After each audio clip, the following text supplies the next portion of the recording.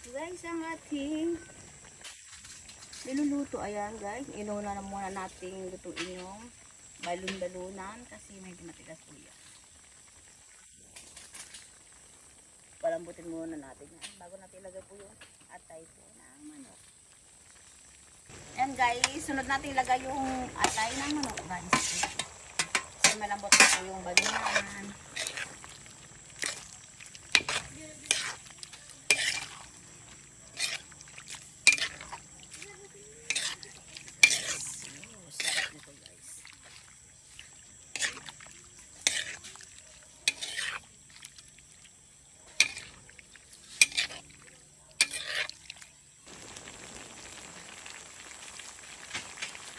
Ayan guys, ang ating ulam at ibalong guys.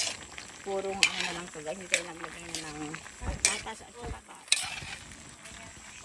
may wala tayong patatas guys. Ayan, pwede na yan.